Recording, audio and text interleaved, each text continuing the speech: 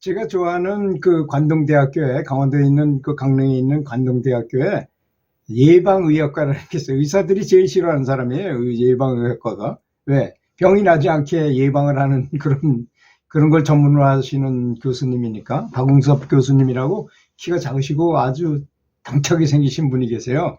그분이 강연할 때 보면 섬뜩합니다. 아주. 여러분, 내 사지를 묶인 상태로 구멍이란 구멍에다 다 호수 끼고 비참하게 돌아가고 싶습니까? 그렇지 않으면 인간답게 죽고 싶습니까? 하고 물어봐요. 아주 섬뜩하죠. 그 말을 들으면. 그런 강연을 하신 분인데요. 그분이 그렇게 말씀하시더라고요. 이제 지금 우리나라 질병 중에 가장 많이 사망하는 그 질병이 암하고 순환기계통의 병이잖아요.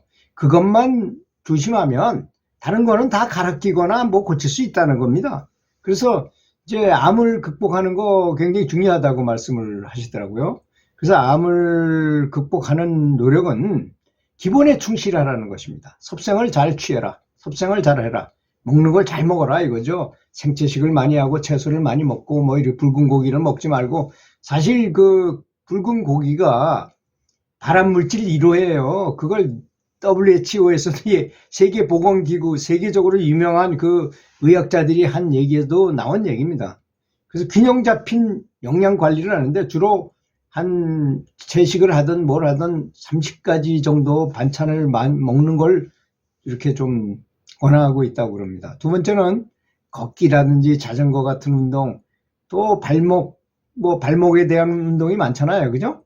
발목 치는 거, 발목 부딪히기, 뭐 마사지, 발 마사지, 뭐 종아리 마사지 이런 거 있잖아요. 또 족욕도 거기 들어가는 거겠죠. 이런 거 이렇게 해가지고 이 혈액순환을 잘 하도록 해라. 특히 여기 이 내용이 뭡니까? 끝에 우리 말초 쪽에 잘 맥힌, 특히 발에서 잘 정체가 될 가능성이 높잖아요. 심장에서 가장 먼 것이고 또 다시 올라오면 또 중력의 법칙까지도 작용이 되는 거니까 그런 것 같습니다. 그 다음에 충분한 수면을 취하고, 그 다음에 식초가 아주 굉장히 좋다잖아요. 식초하고 비슷한 역할을 하는 것도 있죠. 구연산이잖아요. 구연산이나 뭐 식초로 하는 것들이 되게 많아요. 특히 막걸리 식초는 만들기도, 생막걸리라고 써 있는 것이 이제 그 유산균이 들어있는 그런 거니까 그거를 사가지고 뚜껑 닫은 채로 그냥 가만히 한 달만 놔두면 식초가 돼요. 그런 식초는 정말 좋죠. 사서 우리 공장에서 이렇게 양조로 한 식초보다는 훨씬 더 좋죠. 그 다음에 네 번째는 하루에 3번 이상 크게 웃깁니다. 아주 크게 웃는 거죠. 박장대소를 하는 거죠. 그 다음에 울기도 있잖아요. 이거 반대. 이게 웃기가 파도라면, 거센 파도와 같다면, 우는 거는 쓰나미같이 쓸어내갈 정도로 엄청나게 센 거랍니다. 그 우는 연습도 감동으로 울든 슬퍼서 울든지, 그래서 감동 드라마 같은 거, 또 유튜브에 아주 감동 실화 같은 거를 보면서 정말 좀 그걸 아주 진지하게 보면서 내가 당하는 일이라고 생각하고 우는 것이 아주 굉장히 바람직하다 그래요. 그 다음에 순간을 소중히 여기라는 것입니다. 그 순간순간을. 그리고 미래에 대한 거 걱정하지 말라는 겁니다. 미래는 아직 오지도 않았어요. 근데 미리 지레 겁먹고, 보통 그렇잖아요. 소뚜껑 잘해보고 놀란 가슴은 소뚜껑 보고 놀란다고. 그럴 필요가 없다는 거죠. 그렇게 한다고 해결될 것 같으면 뭐 걱정해도 되겠지만, 걱정한다고 해결됩니까? 오히려 감사한 마음으로 편안하게 느긋하게 있으면 지혜가 다시 생각나고 하기 때문에 오히려 답을 찾기 더 쉬운 상태로 갑니다. 그 점을 알아야 됩니다. 그래서 현재에 충실하게 살아라. 그리고 감사하고 사랑하는 마음을 가져라. 그래서 이거 할 때는 이렇게 하는 게 좋아요. 제일 나하고 원수진 사람부터 순서대로 정해놔.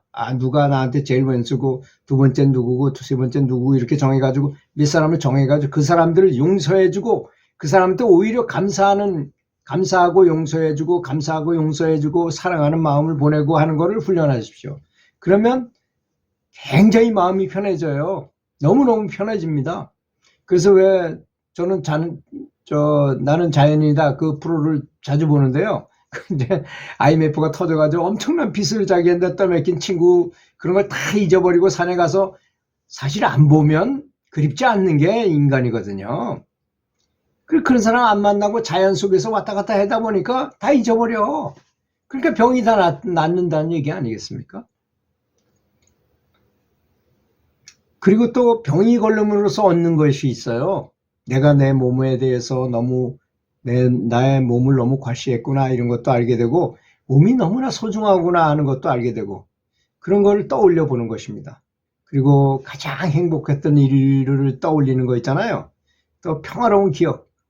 정말 어릴 때 그 어머니랑 같이 뭐 어디 놀러 가가지고 산보 가가지고 거기서 어디 경치를 보면서 같이 대화했던 얘기라든지 자기가 나름대로 있을 것입니다. 그런 걸 떠올리면서 가장 행복했던 일을 떠올리면서 기억해내는 것이죠.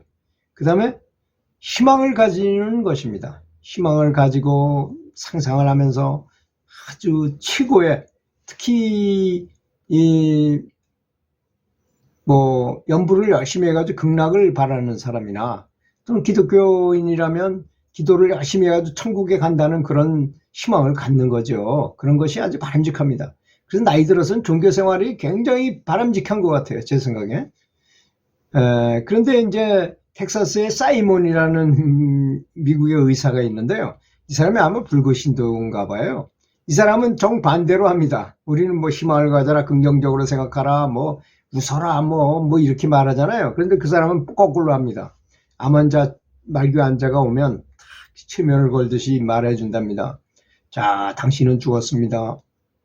자, 죽은 다음에 당신은 미국에 다시 태어나고 싶습니까? 그렇지 않으면 저 아프리카 정말 미개인 그쪽에 태어나고 싶습니까? 이거 물어본대요. 그 다음에 여자로 태어나고 싶습니까? 남자로 태어나고 싶습니까? 아주 가난한 사람으로 태어나고 싶습니까? 아주 부자인 사람으로 태어나고 싶습니까? 이런 걸 계속 물어본다는 거예요. 그러다 보면 내가 지금 아픈 거 뭐 이런 걸 생각할 여가가 없잖아요. 그죠? 죽은 다음에 문제를 자꾸 물어보니까, 그래서 그 암이 걸렸다는 건 아예 잊어버리고 내가 지금 현재 앞으로 내가 진짜 죽는다면 일어날 일에 대해서 계속 관심을 갖고 막 생각하게 된다는 겁니다. 그때 생각해보면 지금 살아있다는 것만 해도 굉장히 다행이고 좋은 것이다 하고 생각하게 되다 보니까 이 아픔을 잊어버리고 또 암에 대한 걱정을 없어지게 된다는 것입니다. 이래가지고 사람을 굉장히 많이 고친대요. 이분이 굉장히 유명한 사람입니다. 그것도 하나의 방법이니까 그렇게 알아두시기 바라겠습니다. 이번에는 실화를 한번 말씀드리겠는데요. 어떤 사람이 이제 장례식장에 갔어요. 아주 굉장히 고상한 분이 돌아가셨는데, 그래서 그분이 존경스러웠던 분이라서 찾아갔더니, 그래서 장례버스를 타게 됐어요. 근데 장례버스를 딱 탔는데 운전기사가 뭘 탁 트는데 보니까 뭐 쿵짝쿵짝 하면서 아주 엄청 경쾌한 음악이 들리는 거예요. 그래서 이 사람이, 아니 이 사람이 이거 정신 나갔나? 지금 장례식인데 장송곡을 틀든지 뭐 그래야지 어떻게 이렇게 경쾌한 음악을 틀어나 하고 있는 생각하는 찰나에 그 돌아가신 분의 영상이 딱 나오는 거예요. 앞에서 그 장례버스 앞에 화면에. 그러더니, 여러분 안녕하십니까? 제 장례식에 와주셔서 정말 감사합니다. 오늘같이 비가 주룩주룩 내리고 날씨도 궂은 날인데도 불구하고 이렇게 와주신 걸 보면 평상시에 저를 좋아했고 저를 많이 위했다는 걸 알 수 있습니다. 너무 감사드리겠습니다. 근데 사실 저는 그동안에 연불도 열심히 하고 기도도 많이 해가지고 제가 죽으면 어디로 간다는 걸 너무나 잘 알고 있습니다. 정말 저에게는 죽음이 너무나 영광스럽고 바라던 바고, 제가 이 장례식으로 인해서 영원히 천국으로 가서 다시는 사람이나 지옥이나 악이나 축성이나 사람으로 태어나지 않는 그런 상태로 간다고 저는 확신하고 있습니다. 그러니 여러분, 제 장례식을 오늘 축제의 날로 하시고 절대 우시거나 슬퍼하시지 마시고, 제가 오늘 좋은 곳으로 가는 축일이라고 생각하시고 축제처럼 이렇게 하루를 잘 보내주시면 대단히 감사하겠습니다 라고 이렇게 말씀하시고 딱 끝나는 거예요. 그게 그러니까 그 다음부터 여기 탔던 탑승객들이 어떻겠습니까? 뭐 울거나 슬퍼할 수가 없잖아요. 고인이 그렇게 부탁을 하는데. 그래서 그 장례식 하루가 아주 너무너무 즐거운 축제회장 같았고 아주 왔던 사람들이 너무나 기분이 좋았다고 합니다. 그래서 이게 죽음에 대해서 잘 아는 사람은 그렇게 말할 수 있다는 것입니다. 죽은 사람을 너무 슬프게 생각하잖아요. 그리고 하지 말라고 막 집착하고 하면 그 죽은 영혼을 억누르는 결과를 가져오게 된답니다. 가로막는 행위가 된다는 거예요. 가야 되는데 가지 못하게 하는. 죽은 사람의 영혼은 기쁨을 잊게 되고 자유를 제한받게 된다는 것입니다. 이 점을 우리는 잘 알아야 되겠습니다. 너무 슬퍼하지 않는 것이 가장 좋고 올바른 방법이라는 것입니다. 그리고 육신이라는 이 감옥에서 빠져나와 사실은 오히려 아주 기뻐해야 될 그런 일이라는 것입니다. 그래서 임사체험자들의 얘기를 뭐 한 300명, 500명 이렇게 수많은 사람을 조사한 사람들이 많이 있어요. 의사들이. 그런 책도 많고. 그런 책을 다 읽어보면 내가 육신에서 영혼이 싹 빠져나가니까 너무너무 자유롭고 행복하더라는 표현을 다 합니다. 몰라서 그렇지 우리는. 우리가 육신에 있을 때가 더 괴로운 거예요. 사실은 모르니까 우리는 뭐 원래 그렇게 살았으니까 그러려니 하지만 그렇다는 것입니다. 진실을 알면 슬픔 대신 기쁨과 감사의 눈물이나 흐르게 된다는 것입니다. 자, 이제 왜 기뻐해야 되느냐? 죽으면 육신에서 빠져나와서 큰 기쁨과 자유로움을 느낀다고 합니다. 그리고 긴 터널을 쾌속열차를 타고 먼 나라로 날아가는 것 같은 느낌을 받는데요. 그런 거는 임사체험한 사람들이 누구나 그런 걸 다 가져요. 공통적으로 느끼는 겁니다. 깨달으면 순간과 같은 아주 큰 기쁨을 체험하게 된다고 합니다. 또 빛으로 가득한 이제 사랑의 존재의 환영을 받게 된다 그래요. 누구나 다 거의 그래요, 그게. 그래서 뭐 기독교 믿는 사람은 그게 예수님처럼 느껴지는 거고, 부처님을 믿는 사람은 부처님처럼 느껴지기도 하고 그런데 그거 관계없이 그런 느낌이 받게 된다고 합니다. 영혼이 자유롭게 이동하는 자유로움을 느끼게 된다는 거죠. 우리 육신에 있을 때 같지 않고 뭐 지구 반대편으로도 바로 갈 수 있고 뭐 한 사람을 보면 즉시 그 사람이 무슨 생각하는지 알게 되고 한눈에 천리밖까지 참 무슨 일이 벌어졌는지 다 알게 되고 이런 현상이 일어난다는 것입니다. 그래서 높은 지혜에 빨리 오를 수 있게 되고 그래서 지금 내가 몸에 있을 때보다 IQ가 한꺼번에 10배가 더 높아지니까 한 1000 정도 IQ 1000이 된답니다.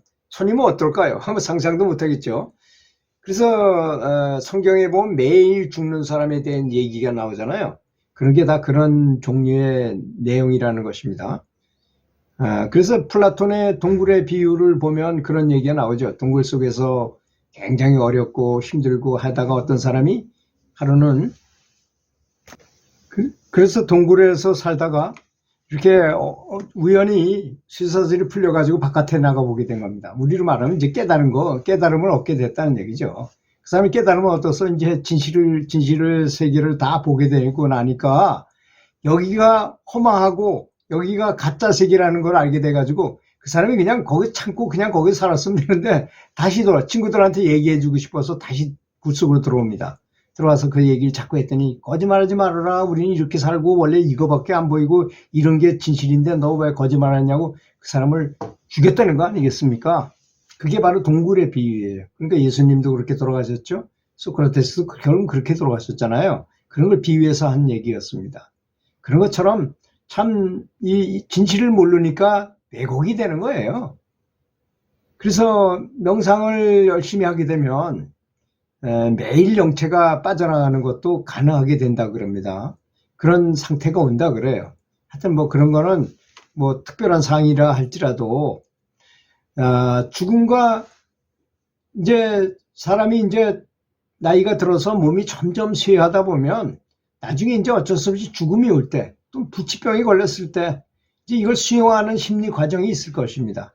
처음에는 부정하고 두려움을 갖고 또 분노하게 되죠. 내가 다른 세계에 갈 수 없다. 난 여기서 계속 살아야 되는데 내가 어떻게 하냐. 이렇게 성장 단계를 거친다는 거. 그 다음에 우울한 마음을 체험하기도 하고 또 자살하고자 하는 마음까지도 생겨요.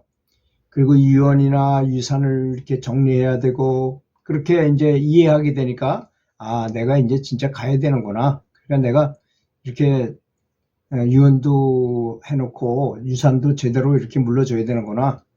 그러면서 그렇게 되면 마음이 정리돼가지고 신성이 활성화가 돼요.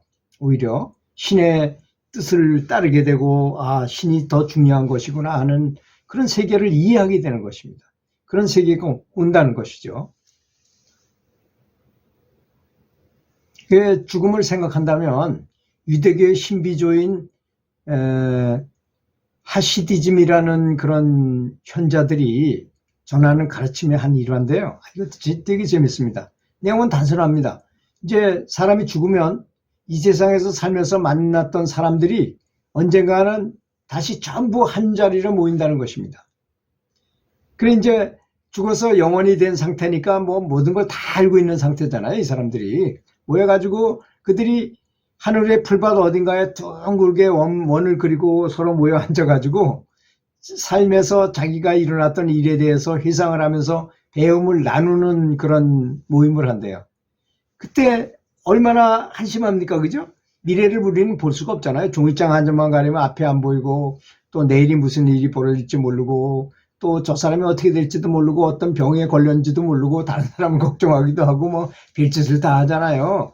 그런 거를 이제 다 아는 상태에서 그 사람들이 만나서 하늘에 그 풀밭에서 앉아가지고 이렇게 만나서 얘기해. 야, 그때 내가 왜 이렇게 바보였는지 모르겠다 하면서 그렇게 깔깔거리고 웃고 한다는 것입니다.